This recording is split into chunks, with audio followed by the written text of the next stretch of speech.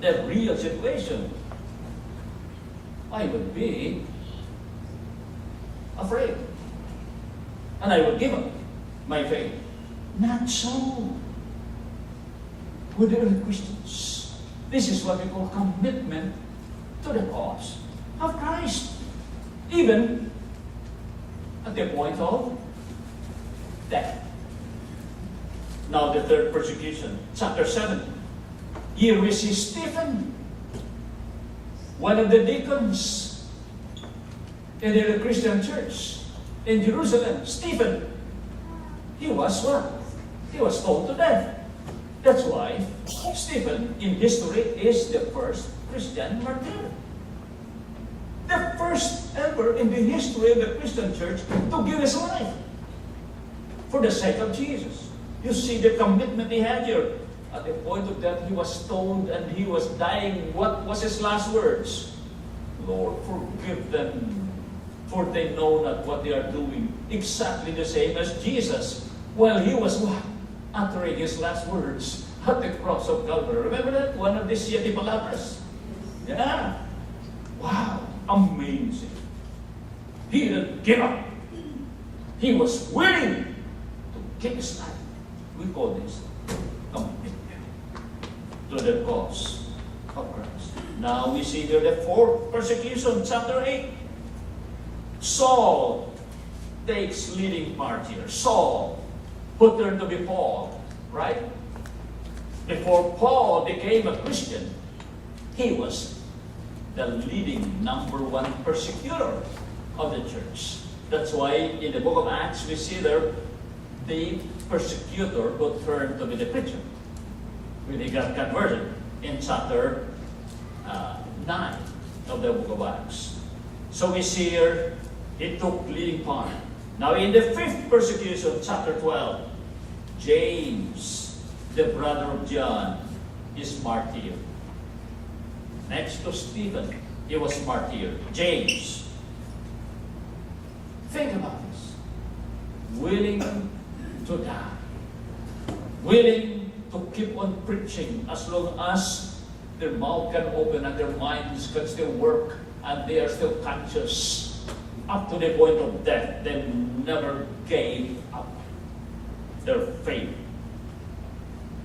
So are you committed to the cause of Jesus Christ and His kingdom? This is a sober question for me, and not only for you. Am I committed? You ask yourself. Because Milton Christian Fellowship could never be a healthy church and growing church without that real, genuine commitment to the cause of Christ. Like Paul, like Peter, like John, like Stephen, all of these early Christians. A Christian writer, his name is Arthurok. I quoted what he said here. I'll quote. There's a difference between interest and commitment. When you're interested in doing something, you do it only when circumstances permit. When you're committed to something, you accept no excuses, only results. So there's a big difference between interest or involvement. We always hear that, oh, you've got to be involved in the work of God. That's not good enough. Being interested, being involved, they are not good enough. You need to be committed. Because being involved, being interested, you do it because it is favorable to you. It's just like a young man who is courting a lady. I'll see you next time when it will not rain hard. But a man who is committed to marry the lady is, I'll see you, rain or shine. Amen. Come wind, come weather. Flooding or not flooding. Summer, winter, or fall. anytime. No bar can stand on the way. That's commitment. Maybe you heard this story before.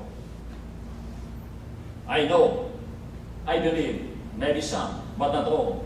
But for the sake of driving home the point of commitment, more than involvement, more than getting interested, this is a story. Okay? This is about a pig who said to a chicken, they were talking to each other, the pig and the chicken. That's the story. Okay? What shall we have for breakfast? The pig was talking to the chicken. What shall we have for breakfast? The chicken suggested, let's have ham and eggs. The pig said, oh, no, not ham. The chicken replied, why not? I'll furnish the egg and you the ham. Then the pig said, for you it's involvement, but for me it's total commitment. So you know the morale of the story. When you commit yourself to the cause of Jesus Christ, it might also mean the total giving of your life to Him. Your life gives yourself. Still commitment. It's not half-hearted. It's wholehearted. Total surrender. Total giving of your life. It's not loving Him when the weather is favorable. No. It's loving Him all that it might cost your very own life. The second answer to the question, why was the early Christian church spiritually healthy? It's not because, and it was growing consistently, it was not only because of commitment, total commitment to the cause of Christ, but also contentment with little. We read that in Acts 32 to 37. Acts chapter 4, 32 to 37. It says here, Acts 2, chapter 4, 32 to 47. And the multitude of them that believed were of one heart and of one soul. Neither said any of them that aught of the things which he possessed was his own, but they had all things common. And with great power gave the apostles witness of the resurrection of the Lord Jesus, and great grace was upon them all. Neither was there any among them that lacked. For as many as were possessors of lands or houses sold them, and brought the prices of the things that were sold, and laid them down at the apostles' feet. And distribution was made unto every man according as he had need. And Joseph, who by the apostles was surnamed Barnabas, which is being interpreted the son of consolation, a Levite and of the country of Cyprus, having land, sold it, and brought the money and laid it at the apostles' feet. Contentment with little. Barnabas was what? A landed, coming from a royal, wealthy family. But he sold, he was willing, voluntarily and joyfully selling his land, and the proceeds of which he offered to the apostle and said, this is for the use of the ministry of the church and for the poor and for the needy brothers and sisters.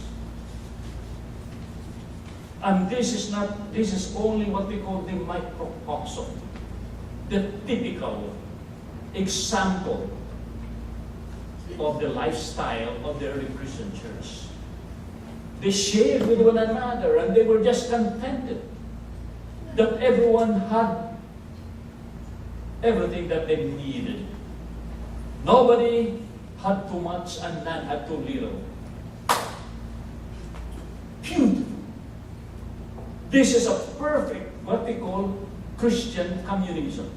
Not like the communism by Lenin and Stalin and Marx in Russia or China or North Korea today.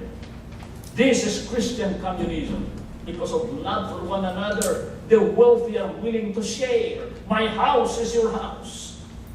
You don't have to be homeless. You cannot pay the rent that's too high. I've got a room here for you. Brothers and sisters, this share. We call this contentment with too little. Those who had good enough, those who were prosperous and richer, they said, I better cut down my expenses. I better change my lifestyle now. That what I used to do with all my expenses, because I could afford all of them, but I've got to, shall we say, cost cutting so that I could share. Brother and sister of Jesus Christ, they were contented with little that they had. And this is the number one enemy of any Christian, Bible-centered local church today in this world. What is that? Materialism.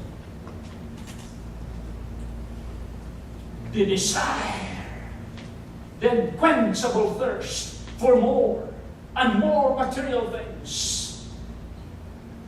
Things that you don't really need. Things that you only want.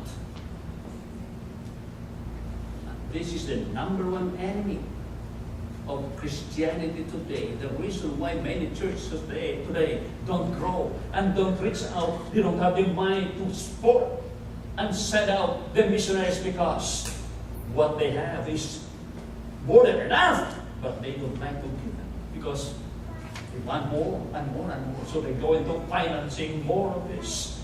And instead of having one or two cars that are needed, they want to have a better one. The brand, the beautiful, the shiny, and more expensive one to show off and all of these things. And they go into financing. And here we see they fall into debts and all of that. And bye-bye giving. You don't give commissions anymore. You don't give your wanted anymore because you are in debt. For the simple reason that your lifestyle is what lavish and luxurious, and you are not contented